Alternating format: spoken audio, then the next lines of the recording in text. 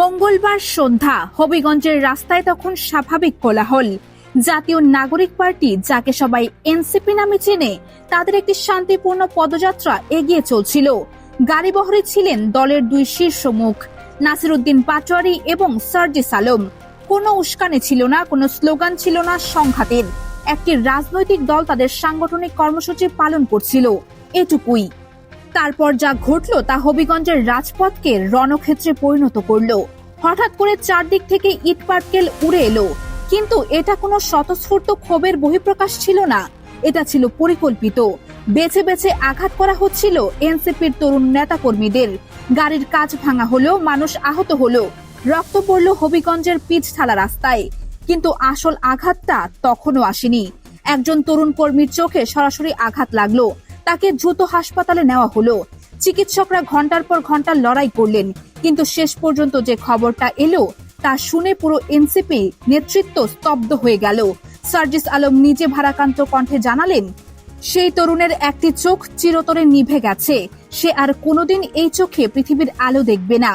একটু ভাবুন, একজন তরুণ যার পুরো জীবন সামনে পড়েছিল, সে কেবল একটি রাজনৈতিক পদযাত্রায় হেঁটেছিল বলে তার জীবন চিরদিনের জন্য বদলে গেল। এই একটি ঘটনা যেন আয়নার মতো পুরো দেশের সামনে তুলে ধরল এক অস্বস্তিকর সত্য। ক্ষমতার চেহারা বদলেছে, কিন্তু রাজপথের সহিংসতার চরিত্র কি আদৌ বদলেছে? এই খবর ঢাকায় পৌঁছাতে না পৌঁছাতেই আগুন জ্বলল। প্রথম বিস্ফোরণটা এলো সাদিক কায়েমের কণ্ঠ থেকে। জুলাই গণঅভ্যুত্থানে অন্যতম মুখ, তরুণ প্রজন্মের অন্যতম কণ্ঠস্বর সাদিক কায়েম। তিনি কোনো কূটনৈতিক ভাষায় কথা বলেনি, কোনো ঘুরিয়ে পেঁচিয়ে বক্তব্য দেননি, সরাসরি দ্ব্যর্থহীন এবং রীতিমতো কাঁপানো ভাষায় তিনি সরকারকে হুঁশিয়ার করলেন। তার কথার সুর ছিল পরিষ্কার, যদি এই সরকার ও ক্ষমতার দাপটে মানুষের উপর জুলুম চালায়, তাহলে তাদের জন্য ভয়াবহ পরিণতি অপেক্ষা করছে। তিনি মনে করিয়ে দিলেন, এই তরুণ প্রজন্ম জীবন দিয়ে একটি অভ্যুত্থান সফল করেছে। যারা রক্ত দিয়ে রাজপথ রাঙিয়েছে, তারা কোনো প্রবীণ নেতার স্বৈরাচারী আচরণ মেনে নেবে না। সাদিক কায়েমের কণ্ঠে সেদিন ক্ষোভ ছিল, কিন্তু সেই ক্ষোভের নিচে চাপা ছিল এক গভীর হতাশা। সেই হতাশা ছিল এই ভেবেছে, যে স্বপ্ন নিয়ে জুলাই মাসে রক্তের বিনিময়ে পরিবর্তন আনা হয়েছিল, সেই স্বপ্ন কি আবারও ভেঙে পড়ছে? আবারও কি পেশি শক্তি জিতে যাচ্ছে যুক্তির উপর? তিনি আরো একটি কথা বললেন, যেটা রাজনৈতিক অঙ্গনে বোমার মতো ফাটলো। তিনি বললেন, প্রবীণ রাজনীতিবিদদের মধ্যে এক ধরনের চরম অহংকার এবং দাম্ভিকতা কাজ করছে। তারা মনে করছেন মাঠের ক্যাডার দিয়ে যে কোনো কিছু দমন করা যায়, কিন্তু এই দাম্ভিকতাই তাদের সবচেয়ে বড় দুর্বলতা হয়ে দাঁড়াবে। তিনি আরো স্পষ্ট করে বললেন, মন্ত্রণালয়ে গিয়ে তিনি সরাসরি জবাবদিহি চাইবেন। যারা ফেসিবাদের দোষর, তাদের দায় মুক্তি দেওয়ার যে চেষ্টা চলছে, তার বিরুদ্ধে রাজপথেই জবাব দেওয়া হবে। কিন্তু সাদিক কায়েমের এই ক্ষোভ কেবল একটি বিচ্ছিন্ন প্রতিক্রিয়া ছিল না। হবিগঞ্জের মাটিতে তখন আরো বড় ঝড় আসছিল। ঘটনার পর হবিগঞ্জ পৌর এলাকায় প্রশাসন তড়িঘড়ি করে 144 ধারা জারি করলো। সব ধরনের জনসভা, মিছিল, সমাবেশ, এমনকি মাইকিং পর্যন্ত নিষিদ্ধ। প্রশাসনের উদ্দেশ্য ছিল পরিস্থিতি নিয়ন্ত্রণে রাখা, দুই পক্ষের মধ্যে আরো বড় সংঘর্ষ ঠেকানো। কিন্তু প্রশাসন হয়তো বুঝতে পারেনি যে আগুন ইতিমধ্যে জ্বলে উঠেছে, তাকে আইনের কাগজ দিয়ে ঢেকে রাখা যায় না। এনসিপির পক্ষ থেকে পরিষ্কার জানিয়ে দেওয়া হলো, 144 ধারা তারা মানবেন না। সার্জিস আলম আগেই ঘোষণা দিয়েছিলেন, যতক্ষণ না হামলাকারীদের গ্রেফতার করা হচ্ছে ততক্ষণ তারা হবিগঞ্জের মাটি ছাড়বেন না। আর তারপরে এলো সেই মুহূর্ত, যেটা পুরো পরিস্থিতিকে একটি নতুন উচ্চতায় নিয়ে গেল। হাসনাত আব্দুল্লাহ এবং নাহিদ ইসলাম, জুলাই অভ্যুত্থানের দুই কিংবদন্তি মুখ, সরাসরি হবিগঞ্জে পৌঁছে গেলেন। প্রশাসনের আইনি বাধা, 144 ধারার নিষেধাজ্ঞা, কোনো কিছুই তাদের থামাতে পারল না। তারা রাজপথে নামলেন, তাদের পেছনে শত শত তরুণ কর্মী। এই দৃশ্যটা একটু কল্পনা করুন, একটি শহরে প্রশাসন বলছে কেউ রাস্তায় নামবেন না, আর ঠিক সেই শহরে জুলাই অভ্যুত্থানের শীর্ষ নেতৃত্ব এসে দাঁড়াচ্ছেন রাস্তায়। এটা কেবল একটি আইন অমান্য আন্দোলন নয়, এটা একটি বার্তা। এই বার্তা বলছে, আমাদের সহযোদ্ধাদের রক্ত ঝরলে আমরা ঘরে বসে থাকার মানুষ নই। আমাদের মানুষের চোখ কেড়ে নিলে আমরা চোখে চোখ রেখে জবাব দেব। এখন একটু বড় ছবিটা দেখি। হবিগঞ্জের এই ঘটনা কেন শুধু একটি জেলা শহরের সংঘাত নয়, কেন এটি পুরো দেশের রাজনৈতিক ভবিষ্যতের জন্য একটি নির্ণায়ক মুহূর্ত, সেটা বোঝা দরকার। জুলাই গণঅভ্যুত্থানের পর বাংলাদেশের মানুষ একটি স্বপ্ন দেখেছিল। সেই স্বপ্নের নাম ছিল পরিবর্তন।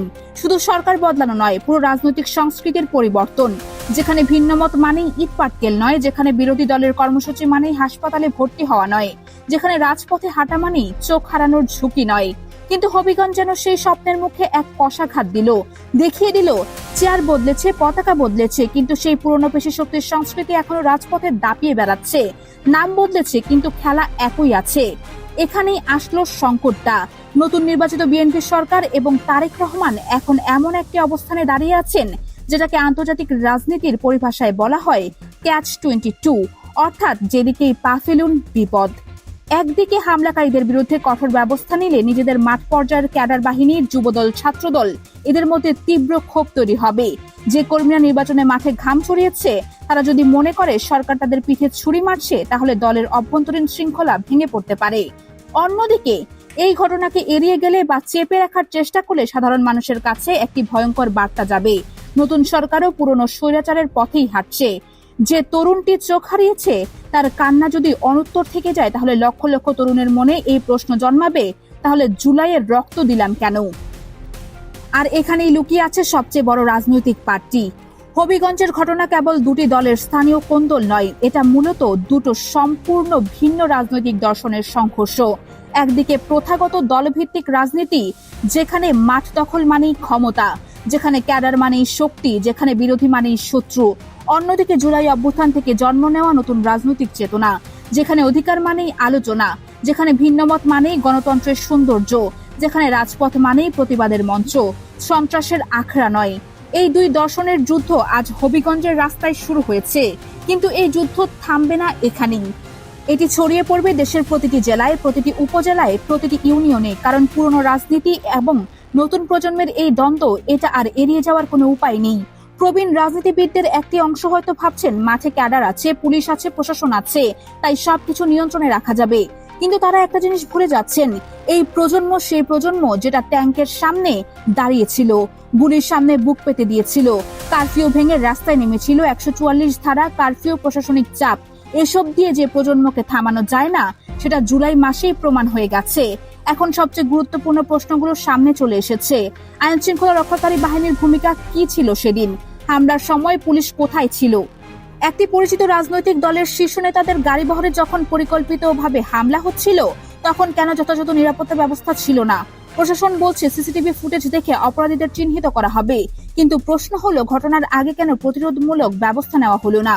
বাংলাদেশ, তুমি কি সত্যি বদলেছো, নাকি শুধু মুখোশটা বদলেছে আর আড়ালে সেই একই অন্ধকার থেকে গেছে? এই প্রশ্নের উত্তর আপনিই দিন। আপনি কি মনে করেন হবিগঞ্জের এই ঘটনায় সরকারের ভূমিকা কেমন হওয়া উচিত? সেই তরুণ কর্মী যে চিরদিনের জন্য একটি চোখ হারিয়েছেন, তার ন্যায় বিচার কি আদৌ হবে, নাকি এই ঘটনাও আরো হাজারো অবিচারের মতো কালের গর্ভে হারিয়ে যাবে?